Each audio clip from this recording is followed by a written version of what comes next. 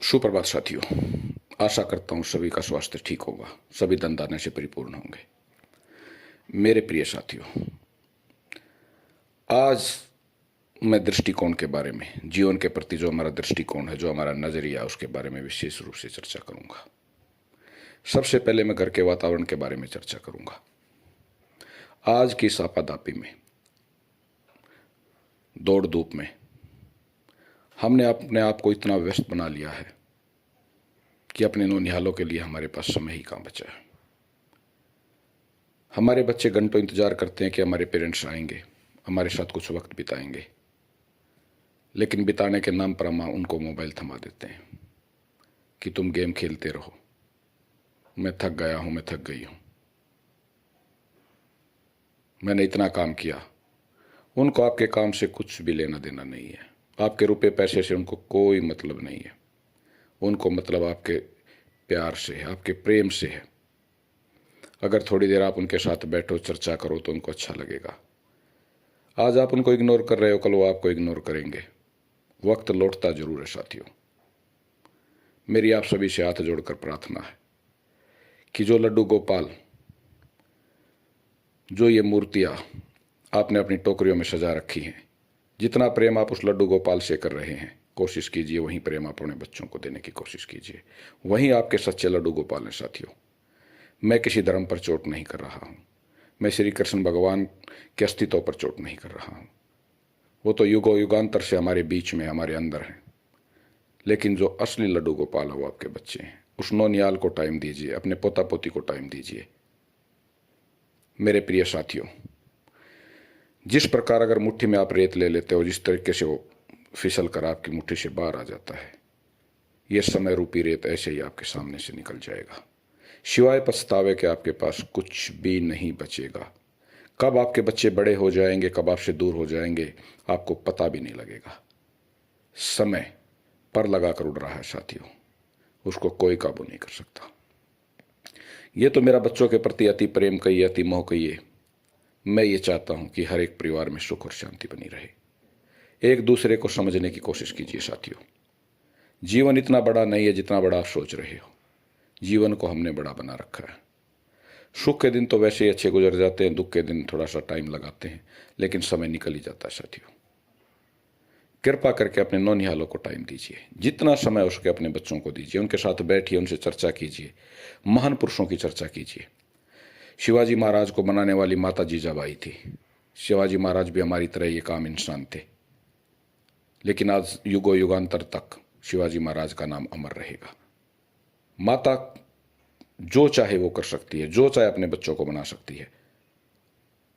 अगर पहला गुरु कोई है तो वो माँ है, लेकिन माँ भी एक अच्छी शिक्षक होनी चाहिए। वैसे माँ अच्छी शिक्षक होती ही है, माताओं को भी अपना दृष्टिकोण बदलना पड़ेगा। अपने बच्चों में प्रेम की भावना पैदा करनी पड़ेगी, उनमें साहस भरना पड़ेगा। आने वाले समय की चुनौतियों को बच्चों को बताना पड़ेगा। मेरे प्रिय साथियों, मेरी माताओं बहनों, मेरी आपसे करबद्ध प्रार्थना है, मैं हाथ जोड़कर प्रार्थना करता हूं कि अपने बच्चों को विशेष रूप से समय दीजिए। अब मैं बात करूंगा जीवन के प्रति जो नकारात्मकता आप लोगों के मन में घर कर गई है, उसे कैसे छुटकारा पाया जाए। ये मन ही है साथियों जो भय का भूत बना देता है, भय का भूत बना देता है। भूत काफी विशाल होता है।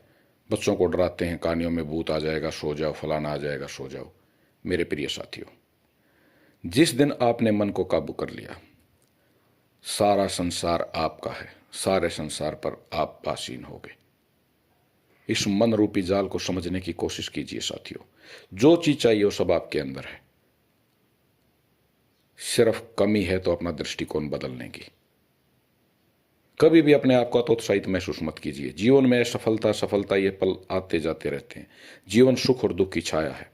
कभी आपके जीवन में दुख आएगा, दुख में इतने निराश मत हो साथियों कि ये सदा आपके साथ चिपका रहेगा। सुख आ जाए तो इतने इतने खुश मत हो कि सदा ही आपके साथ रहेगा। जीवन एक छाव की तरह है साथियों, कभी धूप कभी छाव। अगर इसी दृष्टिकोण के साथ आप जीवन को जीने का मजा लेना शुरू कर देंगे तो आप ये कहेंगे, अहम ब्रह्मास्मि, मैं ही ब्रह्म हूं।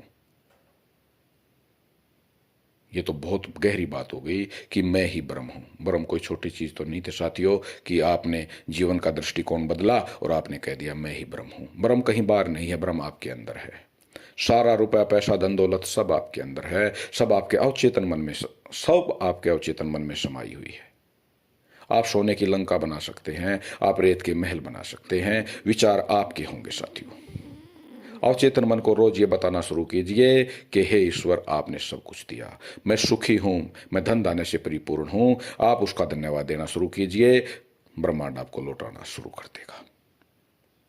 कोई लक्ष्मी माता के मंत्र जपता है, कोई विष्णु भगवान के मंत्र जपता है, वो भी बहुत अच्छी बात है। धीरे धीरे मंत्र आपके अवचेतन मन में गहराते चले जाएंगे। जब अवचेतन मन की जो शक्तियां हैं वो संपुटित होंगी, वो फटेंगी, तो वो चीज़ें ऑटोमेटिकली स्वाभाविक तौर से ब्रह्मांड आपकी तरफ भेजना स्टार्ट कर देगा। मंत्र जाप का अपना महत्व है साथियों। मंत्र जाप लक्ष्मी माँ का मंत्र है, भगवान विष्णु का मंत्र है, ये हमारे नाभि चक्र में, मणिपुर चक्र में विराजमान है। जैसे जैसे हमारा नाभि चक्र, मणिपुर चक्र एक्टिवेट होगा तो धीरे धीरे लक्ष्मी आपकी तरफ आकर्षित होगी, विष्णु भगवान की कृपा आपके ऊपर बरसेगी। तो मंत्रों का अपना महत्व है साथियों। मैं ये नहीं कहता कि भाई मंत्रों से कुछ नहीं होता, मंत्रों से सब कुछ होता है। रावण हुए वो मंत्रों के महाराजा थे। जितने मंत्रों की सिद्धि उनके पास थी, शायद संसार में आज तक किसी के पास नहीं हुई। पुष्पक विमान उन्हीं की देन थी, सब कुछ उन्हीं की देन थी। सोने की लंका वो चाहते थे लोहे से सोना बना देते थे। तो ऐसी ऐसी विद्याएं हमारे साथ हैं कि जो मनुष्य चाहे वो कर सकता है। सिर्फ अपना नजरिया, अपना दृष्टिकोण बदलने का प्रयास कीजिए। जय गुरुदेव।